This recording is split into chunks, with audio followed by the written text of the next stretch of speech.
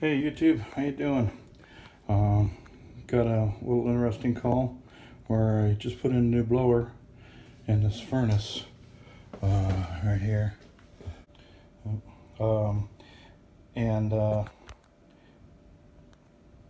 fan works and everything, blower works. If you turn the blower on, here it's working. The blower.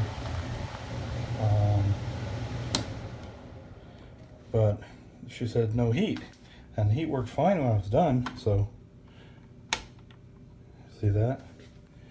Yeah, and it's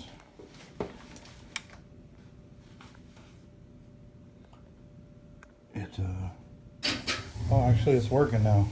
Well,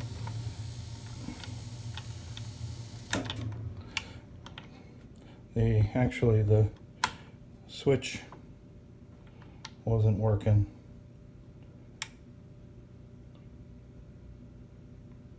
I guess it's working now. Of course, when I do a video, I just want to do a video that yeah, the switch wasn't working.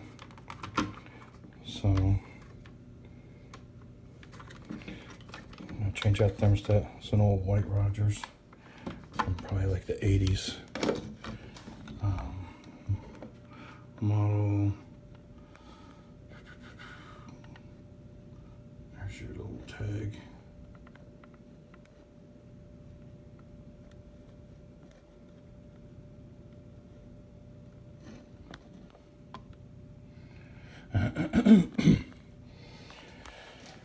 Okay, so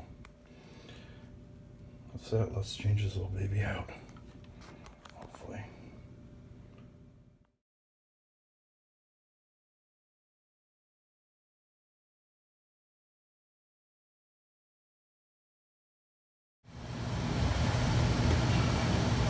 Hopefully you can see the flame in there.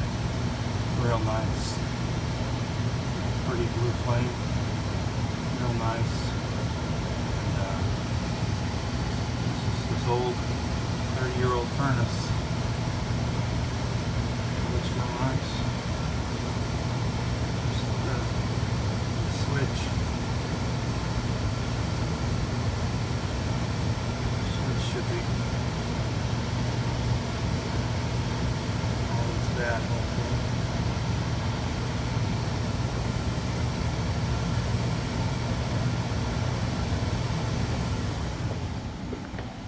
Old thermostat. That's the old switch right here, the being switched back and forth for the last 30 years. Makes sense that it'd be worn out. Loose wires, I wonder.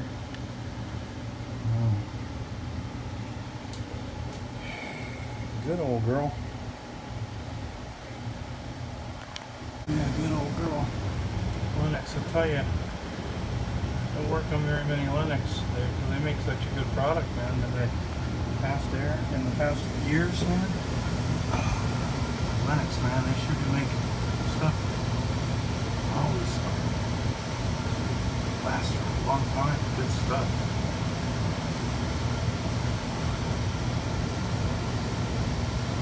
Alright, let's get this thermostat changed out. Get this lady some reliable heat.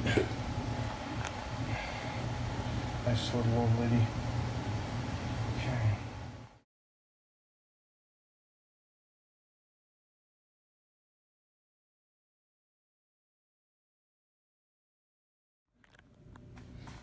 Hey, this is for new guys out there.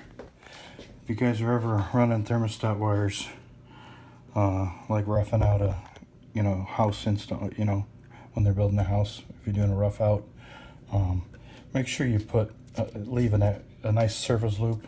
Leave a couple of feet in the wall, so people can pull out one over the years if they need to pull some wires out to get some more wire. And always leave run an extra wire. And this from the old days. These houses from the 70s or 80s. This from 70s or 80s. The house I think is from the 70s. So they used to only run 4 wires, so you don't have a common on old houses. So always run 5 wires at least, and preferably a 6-wire. I have one for a spare, and always use the common. It's a great service tool, so that when don't use batteries, use a common, and then when the customer complains there's no power on the thermostat, you know that the furnace doesn't have any power. So it's a great troubleshooting tool. So, and it's also great for reliability. Screw batteries. That's just hurting our planet, man. You got to, and hurting the customer. They got to worry about batteries, and that's not a good way to go. All right, let's see what I can do with this. Hopefully get myself some more wire or do something. Wow, I'm gonna figure something out. All right. I hate this shit when you don't have enough wire. It sucks. Makes an easy thermostat change-out job a pain in the rear ski. Okay, some tricks to installing a thermostat for the new guys out there. I pulled on the wires and I was able to get some through. So that's a godsend, thank you Lord. When you're putting on a thermostat of where thermostats used to be, try to go to the high spot of where, like, the old paint mark, if you're not going to take it off and let the customer paint the wall before you and then come back and all that kind of stuff. If you're not going to do that, so what you do is you put the thermostat up high so it covers the mark, and then it leaves the bottom so that they can take care of at the bottom. They can, you know, paint that or whatever they want to do. It makes it less, I don't know what the word is for it, but aesthetic, makes it more aesthetically appealing when you do it this way. So, and also I probably should have moved it down to the left, but hey, anyways, do as I do, not as I say. Sometimes do as I say, not as I do, excuse me. Anyways, yeah, so I should have moved it down because I didn't catch that old paint mark there. So I could have a little bit. Anyways, this is what you do. Anyways, you take a long, thin screwdriver and poke it through the hole that's the hole that's this way. You want to leave the last one that you put in the up and down hole so you can get your level on your thermostat. Not that it matters with a digital thermostat these days, but in the old days it did with the mercury. And you want it level for aesthetically, visually appealing. So anyways, so what you do is to figure out what kind of screw you need to use, because you might need to use 2 different types of screws. If there's wood, which there is, there's 2x4s in this thing here. I don't know if you can see them, but anyways, yeah, there's 2x4s. Anyways, there appears to be a whole bunch of 2x4s or whatever wood in this wall. In the old days they made them good, made the houses good. Anyways, so when you shove your thermostat, your long skinny screwdriver through the wall, through the drywall, if it just goes through, boom, and it's just only drywall, then you got to use a drywall anchor. Your best drywall anchors to use are these kind. These are just freaking awesome. These are the best kind of drywall anchors. Only ones I like to use. The orange things, these things are junk. I hate the things. I don't even know why I have them on the truck. But anyways, so got a nice little screw that goes with them, and they're just the cat's meow. Highly advise you use those. So anyways, this is a wood. I'm hitting wood. So what I choose to use when I hit wood, I use a drywall screw. They get a real nice bite. So you use a long drywall screw. Use like a 2-inch drywall screw, or you know, the drywall is going to be probably 5/8 in these old houses. So 1 5/8 drywall screw. I like to always have an inch bite. So that's the first little tip here. All right. Okay.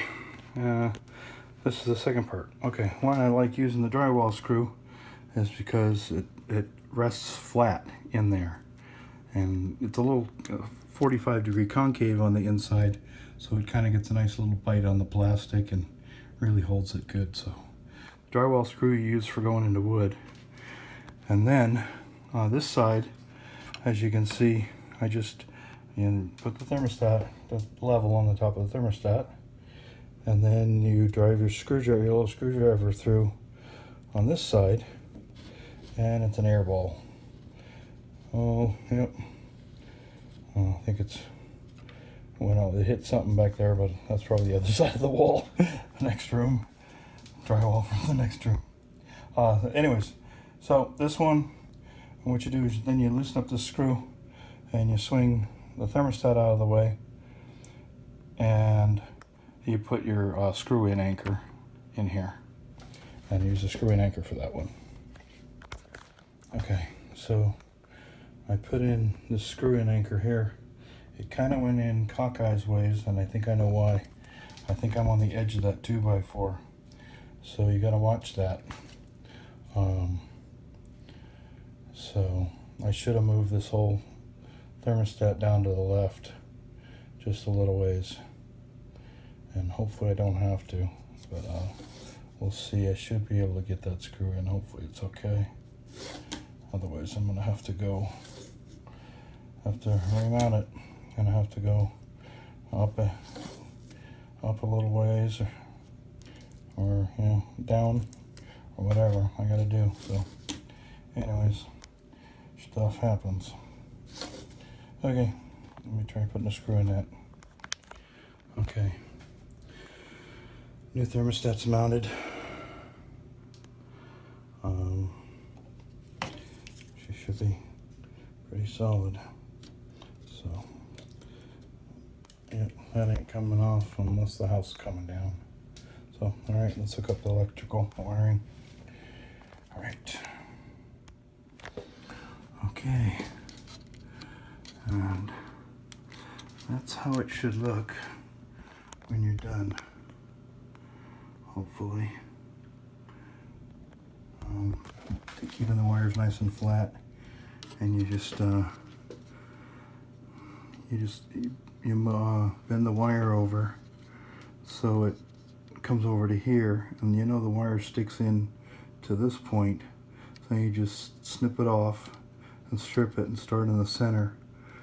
Put the first one in, and then you just keep doing that, and that way hopefully the thermostat goes on, because you got to be careful of clearances and what stuff sticks into here and all that kind of stuff. So that's why I do it like this, with the wires flat over like this. And then the RC to RH, you have to be careful.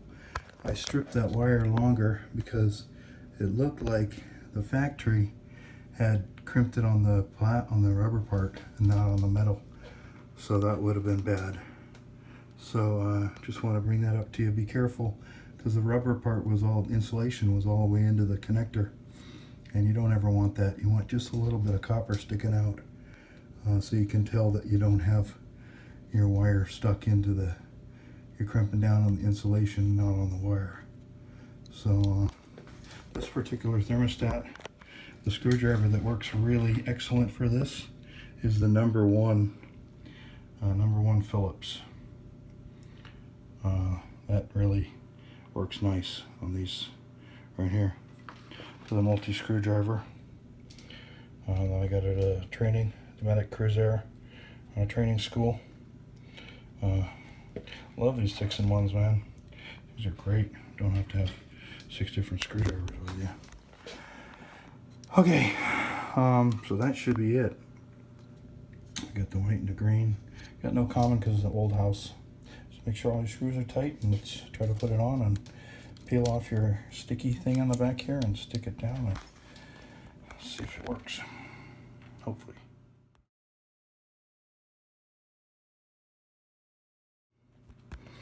Okay, when you put this thermostat on, you want to hang it from the top and then gently push down, make sure it feels right going in, and then it clips in the bottom. Want to make sure it goes all the way in so the sides are matched up, so everything's pushed in all the way. And takes a, okay, so I just gotta make sure everything's plugged in so that the plug-in part is plugged in nice. And you just, like I said, you hang it from the top and put it down, rock it down, and then gently push in, and it should feel right and go in. put batteries in this thing. Okay, Yahoo! I think we're going good. Came up 1 degree. The house was 71. Now the thermostat says 72. I have it set at 73.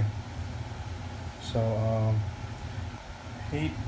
And I have a little tip for you. This door, man, was a real bear to open. And this is an elderly lady, and you don't want, or even anybody. This door, I couldn't open it without taking a screwdriver to pop this tab open. So to make it easy to pop open, if they're a tip for you guys, if they're too tight and you have to like take a screwdriver, you know, to pop them open, that's way too tight. So you want to make it just, you know, so it holds, but a little flick, okay? And how you do that is you take a straight edge screwdriver to the tab right here. See if I can zoom in on this. If it'll, hopefully it'll. See that little bump? Anyways, you just take a screwdriver and take the sharp edge of the square screwdriver and just give it a little scrape down vertical like that, you know, like that.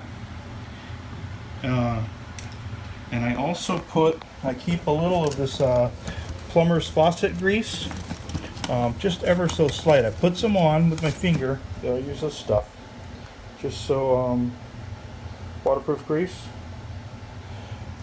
just to give it a little bit of slip.